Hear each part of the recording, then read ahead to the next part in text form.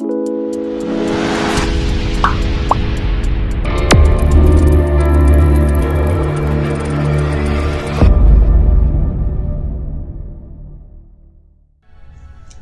alaikum wa rahmatullahi wa barakatuh. A wannan bidiyo za mu yi bayani ne akan abin da ya shafi universe, wanda ake cewa alkaun da larabci. Idan muka ce universe, yana nufin wannan farfajiya ta sararin subhana da Allah ya halitta, da kuma duk abin da yake cikinta na mata, da haske da nau'ikansa, da kuma energies da muke da su da duk nau'ikansu. Wannan duniya ta Earth da muke kai, ita ma tana cikin abin da ya shafi alkaun ko kuma universe. Ita kanta wannan duniya ɗaya ce daga cikin abubuwa guda tara ko taurari guda tara da suke kewaye rana. Sannan ita kanta ranar ɗaya ce daga cikin biliyoyin stars, ma'ana taurari da suke kewaye a cikin wani katon abu mai kama da maganin sauro da ake kiransa Milky Way Galaxy.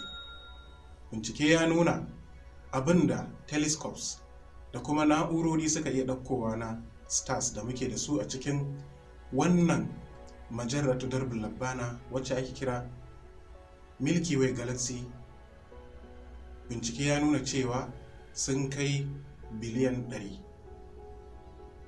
Girman wannan Milky Way Galaxy din da muke da shi, in za mu auna diameter na shi, wato faɗinsa kenan daga farkonsa har ƙarshensa, ya kai miliyan 100 na shekara a ma'aunin haske. Idan muka ce ma'aunin haske kuwa, muna nufin gudun haske a shekara ɗaya, to ya kai shekara 100,000. Shekara ɗaya kuma tana nufin kilomita 946 a shekara ɗaya. Haske yana gudu a wannan lokacin. So wannan shine girmanta da muke gani, ko girmanta da take da shi. Ubangiji maɗaukakin sarki ya yi halitta manya-manya. Shi yasa Allah